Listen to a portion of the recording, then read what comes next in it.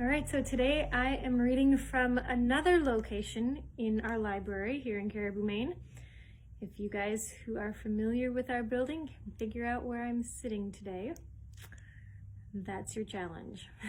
All right, I also wanted to say hello to some folks in Sulligent, Alabama. Our videos have been shared with the Sulligent Elementary School, and so welcome to all of you. We're so glad that you guys join us with our reading as well.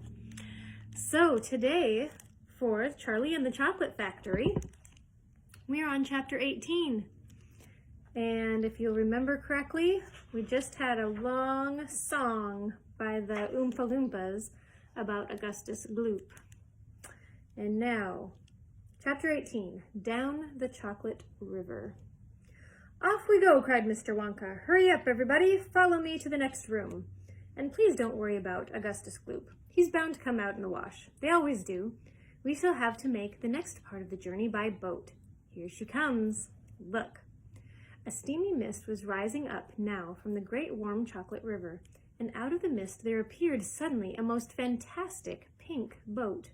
It was a large open rowboat with a tall front and a tall back, like a Viking boat of old, and it was of such a shining, sparkling, glistening pink color that the whole thing looked as though it were made of bright pink glass. There were many oars on either side of it, and as the boat came closer, the watchers on the riverbank could see that the oars were being pulled by masses of Oompa Loompas, at least 10 of them, to each oar. "This is my private yacht," cried Mr. Wonka, beaming with pleasure. "I made her by hollowing out an enormous boiled sweet. Isn't she beautiful? See how she comes cutting through the river." The gleaming pink boiled sweet boat glided up to the riverbank. 100 Oompa Loompas rested on their oars and stared up at the visitors. Then suddenly, for some reason best known to themselves, they all burst into shrieks of laughter. "What's so funny?" asked Violet Beauregard. "Oh, don't worry about them," cried Mr. Wonka. "They're always laughing. They think everything's a colossal joke. Jump into the boat, all of you. Come on, hurry up." As soon as everyone was safely in, the Oompa Loompas pushed the boat away from the bank and began to row swiftly down the river. "Hey there, Mike TV!" shouted Mr. Wonka. "Please do not lick the boat with your tongue. It'll only make it sticky." "Daddy," said Veruca Salt, "I want a boat like this. I want you to buy me a big pink boiled sweet boat exactly like Mr. Wonka's, and I want lots of Oompa Loompas to row me about, and I want a chocolate river, and I want... "She wants a good kick in the pants," whispered Grandpa Joe to Charlie. The old man was sitting in the back of the boat, and little Charlie Bucket was right beside him. Charlie was holding tightly onto his grandfather's bony old hand. He was in a whirl of excitement. Everything that he had seen so far, the great chocolate river, the waterfall, the huge sucking pipes, the candy meadows, the Oompa Loompas, the big, beautiful pink boat, and most of all, Mr. Willy Wonka himself, had been so astonishing that he began to wonder whether there could possibly be any more astonishments left. Where would they be going now? And what were they going to see? And what in the world is going to happen in the next room? "Isn't it marvelous?" said Grandpa Joe, grinning at Charlie. Charlie nodded and smiled up at the old man. Here's a picture of the boat. All the Oompa Loompas rowing. Suddenly, Mr. Wonka, who was sitting on Charlie's other side, reached down into the bottom of the boat, picked up a large mug, dipped it into the river, filled it with chocolate, and handed it to Charlie. "Drink this," he said. "It'll do you good. You look starved to death." Then Mr. Wonka filled a second mug and gave it to Grandpa Joe. "You too," he said. "You look like a skeleton. What's the matter? Hasn't there been anything to eat in your house lately?" "Not much," said Grandpa Joe. Charlie put the mug to his lips, and as the rich, warm, creamy chocolate ran down his throat into his empty tummy, his whole body from head to toe began to tingle with pleasure, and a feeling of intense happiness spread over him. "You like it?" asked Mr. Wonka. "Oh, it's wonderful," Charlie said. "The creamiest, loveliest chocolate I ever tasted," said Grandpa Joe, smacking his lips. That's because it's been mixed by waterfall," Mr. Wonka told him. The boat sped on down the river. The river was getting narrower. There was some kind of a dark tunnel ahead, a great round tunnel that looked like an enormous pipe, and the river was running right into the tunnel. And so was the boat.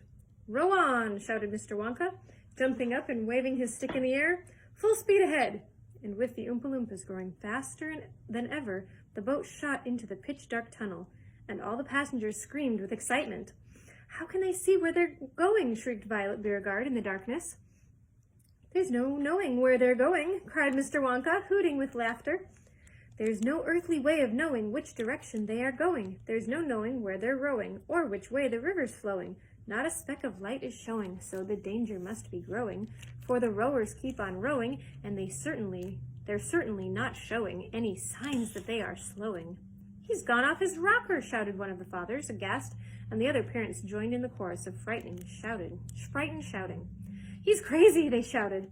"He's balmy, nutty, he's screwy, he's batty. He's dippy, he's dotty, he's daffy, he's goofy, he's beany. He's buggy, he's wacky, he's loony." "No, he is not," said Grandpa Joe. "Switch on the lights," shouted Mr. Wonka, and suddenly on came the lights, and the whole tunnel was brilliantly lit up, and Charlie could see that they were indeed inside a gigantic pipe, and the great upward curving walls of the pipe were pure white and spotlessly clean. The river of chocolate was flowing very fast inside the pipe, and the Oompa Loompas were all rowing like crazy, and the boat was rocketing along at a furious pace. Mr. Wonka was jumping up and down in the back of the boat and calling to the rowers to row faster and faster still. He seemed to love the sensation of whizzing through a white tunnel in a pink boat on a chocolate river, and he clapped his hands and laughed and kept glancing at his passengers to see if they were enjoying it as much as he. "Look, Grandpa," cried Charlie, "there's a door in the wall." It was a green door, and it was set into the wall of the tunnel just above the level of the river. As they flashed past it, there was just enough time to read the writing on the door. "Storeroom number 54, it said. "All the creams, dairy cream, whipped cream, violet cream, coffee cream, pineapple cream, vanilla cream, and hair cream." "Hair cream?" cried Mike TV. "You don't use hair cream?" "Row on!" shouted Mr. Wonka. "There's no time to answer silly questions." They streaked past the door, the black door. "Storeroom number 71, it said on it. "Whips, of all shapes and sizes." "Whips?" cried Veruca Salt. "What on earth do you use whips for?" "For whipping cream, of course," said Mr. Wonka. "How can you whip cream without whips? Whipped cream isn't whipped cream unless it's been whipped with whips, just as a poached egg isn't a poached egg unless it's been stolen from the woods in the dead of night. Right on, please." They passed a yellow door, on which it said, "Storeroom number 77, all the beans, cocoa beans, coffee beans, jelly beans, and has-beans." "Has-beans?" cried Violet Beauregard.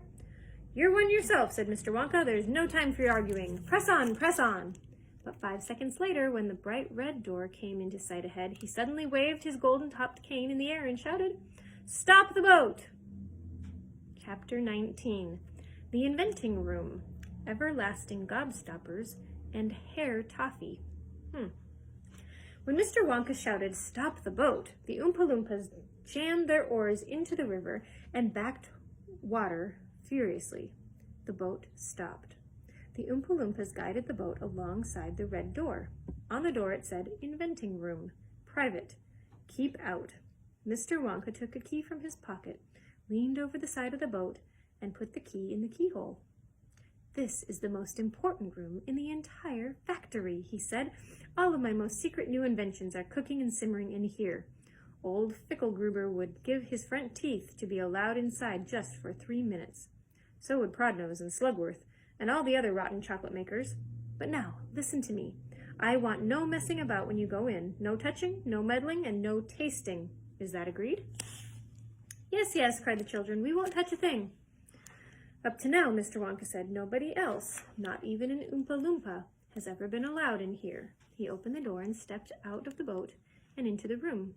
The 4 children and their parents all scrambled after him. "Don't touch," shouted Mr. Wonka, "and don't knock anything over." Charlie Bucket started around the gigantic room in which he now found himself. The place was like a witch's kitchen. All about him, black metal pots were boiling and bubbling on huge stoves, and kettles were hissing and pans were sizzling, and strange iron machines were clanking and sputtering. There were pipes running all over the ceilings and walls, and the whole place was filled with smoke and steam and delicious, rich smells. Mr. Wonka himself had suddenly become even more excited than usual, and anyone could see that this was the room he loved best of all. He was hopping about among the saucepans and the machines, like a child among his Christmas presents, not knowing which thing to look at first. He lifted the lid from a huge pot and took a sniff. Then he rushed over and dipped a finger in a barrel of sticky yellow stuff and had a taste. Then he skipped across to one of the machines and turned half a dozen knobs this way and that. Then he peered anxiously through the glass door of a gigantic oven, rubbing his hands and cackling with delight at what he saw inside. Then he ran over to another machine, a small shiny affair that kept going foot, foot, foot, foot, foot, foot, foot. And every time it went foot, a large green marble dropped out of it into a basket on the floor. At least it looked like a marble. "Everlasting gobstoppers," cried Mr. Wonka proudly. Here he is in his inventing room. "They're completely new. I'm inventing them for children who are given very little pocket money. You can put an everlasting gobstopper in your mouth, and you can suck it and suck it and suck it and suck it and suck it, and it will never get any smaller." "It's like gum," cried Violet Beauregard.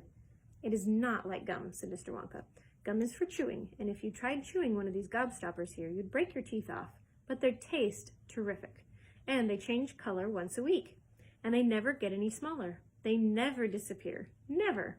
And they never, wait, at least I don't think they do. That's one of them being tested this very moment in the testing room next door. And Oompa Loompa is sucking it. He's been sucking it for nearly a year now, without stopping, and it's just as good as ever. Now, over here," Mr. Wonka went on, skipping excitedly across the room to the opposite wall, "over here I'm inventing a completely new line of toffees." He stopped beside a large saucepan. The saucepan was full of thick, gooey, purplish treacle, boiling and bubbling. By standing on his toes, little Charlie could just see inside it. "That's hair toffee," cried Mr. Wonka. "You just eat one tiny bit of that, and in exactly half an hour, a brand new, luscious, thick, silky, beautiful crop of hair will start growing out all over the top of your head. And a mustache and a beard." "A beard?" cried Veruca Salt. "Who wants a beard, for heaven's sake?" "It would suit you very well," said Mr. Wonka, "but unfortunately the mixture is not quite right yet. I've got it too strong. It works too well. I tried it on an Oompa Loompa yesterday in the testing room, and immediately a huge beard started shooting out of his chin, and the beard grew so fast that soon it was trailing all over the floor in a thick, hairy carpet. It was growing faster than we could cut it. In the end, we had to use a lawnmower to keep it in check. But I'll get the mixture right soon. And when I do, there'll be no excuse for any more little boys and girls going about with bald heads." "But, Mr. Wonka," said Mike TV, "little boys and girls never do go about with—" "Don't argue, my dear child. Please don't argue," cried Mr. Wonka. "It's such a waste of precious time. Now, over here, if you will all step this way, I will show you something that I am terribly proud of. Oh, do be careful. Don't knock anything over. Stand back." Chapter 20. The Great Gum Machine. Mr. Wonka led the party over to a gigantic machine that stood in the very center of the inventing room. It was a mountain of gleaming metal that towered high above the children and their parents. Out of the very top of it, there sprouted hundreds and hundreds of thin glass tubes, and the glass tubes all curled downwards and came together in a bunch and hung suspended over an enormous round tub as big as a bath. "Here we go," cried Mr. Wonka, and he pressed 3 different buttons on the side of the machine. A second later, a mighty rumbling sound came from inside it, and the whole machine began to shake most frighteningly, and steam began hissing out of it all over, and then suddenly the watchers noticed that runny stuff was pouring down the insides of all the hundreds of little glass tubes and squirting out into a great tub below. And in every single tube, the runny stuff was of a different color, so that all the colors of the rainbow, and many others as well, came sloshing and splashing into the tub. It was a lovely sight, and when the tub was nearly full, Mr. Wonka pressed another button, and immediately the runny stuff stopped running out of the tubes, the rumbling sound disappeared, and a whizzing, whirring noise took its place. And then a giant whizzer started whizzing around inside the enormous tub, mixing up all the different color liquids like an ice cream soda. Gradually, the mixture began to froth. It became frothier and frothier, and it turned from blue to white to green to brown to yellow, and then back to blue again. "Watch," said Mr. Wonka. Click went the machine, and the whizzer stopped whizzing. And now there came a sort of sucking noise, and very quickly all the blue frothy mixture in the huge basin was sucked back into the stomach of the machine. There was a moment of silence. Then a few strange rumblings were heard. Then silence again.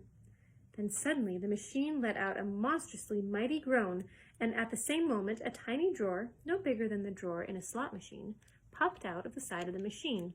And in the drawer there lay something so small and thin and gray that everyone thought it must be a mistake.